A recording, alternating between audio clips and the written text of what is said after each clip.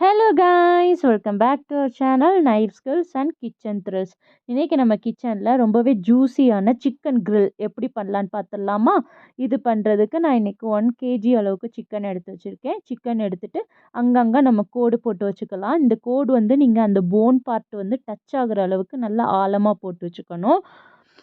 இந்த மாதிரி கோடு போட்டால் தான் உங்களோட மசாலா வந்து சிக்கன் உள்ள வரைக்கும் போய் நல்லா டேஸ்ட்டாக இருக்கும். அதுக்கு தான் இந்த மாதிரி நம்ம கோடு போட்டுக்கிறோம்.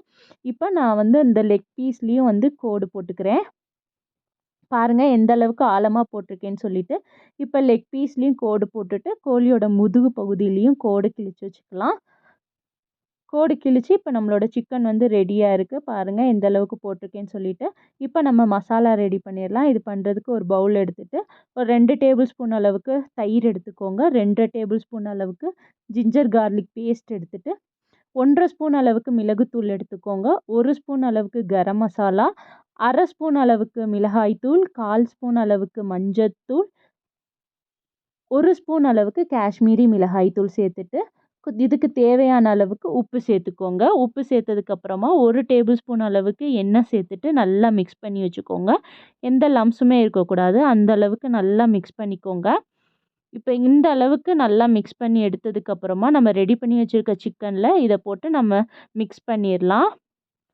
மசாலாஸ் போடும்போது நம்ம வெட்டி வச்சுருக்க பகுதிகளில் நல்லா ஆழமாக மசாலா படுற மாதிரி போட்டு நல்லா தேய்ச்சி எடுத்துக்கோங்க. இப்போ இந்த அளவுக்கு நான் நல்லா தேய்ச்சி எடுத்ததுக்கப்புறமா இதை ஒரு 2 ஹவர்ஸ்க்கு மேரினேட் பண்ண போகிறேன். ஃப்ரிட்ஜில் வச்சு அப்படியே ரெஸ்ட் விட்டுருங்க. இப்போ 2 ஹவர்ஸ்க்கு அப்புறம் சிக்கன் நல்லா ரெடியாக இருக்குது. இப்போ சிக்கனை எடுத்துகிட்டு ராட்டிசரி ராட் ஒன்று ஓவனில் கொடுத்துருப்பாங்க ஓடிஜியில். அதை எடுத்து ஃபிக்ஸ் பண்ணிக்கோங்க. ஃபிக்ஸ் பண்ணதுக்கு அப்புறமா அந்த கோழியில் இருக்கிற லெக்கு அது 2யும் சேர்த்து ஒரு கம்பி வச்சு நல்லா டைட்டாக கட்டிக்கோங்க. இந்த மாதிரி டைட்டாக கண்டிப்பாக கட்டணும். நீங்கள் டைட்டாக கட்டலை அப்படின்னா சிக்கன் கிரில் ஆகும்போது சிக்கனோட லெக்ஸ் அங்கேயும் இங்கேயும் அடிபடும். அதனால தான் நம்ம டைட்டாக கட்டுறோம். டைட்டாக கட்டினதுக்கப்புறமா விங்ஸையும் இந்த மாதிரி டைட்டாக கட்டிட்டு பட்டர்ஃப்ளை ஸ்க்ரூஸ் கொடுத்துருப்பாங்க. அதையும் நம்ம கரெக்டாக ஃபிக்ஸ் பண்ணிக்கணும். சிக்கன் எங்கேயும் ஆடாமல் இருக்கிறதுக்காக அந்த பட்டர்ஃப்ளை ஸ்க்ரூஸை நம்ம வந்து ஃபிக்ஸ் பண்ணிக்கிறோம். ஃபிக்ஸ் பண்ணதுக்கப்புறமா இதை வந்து நம்ம ஓடிஜியில் இப்போ வச்சிடலாம்.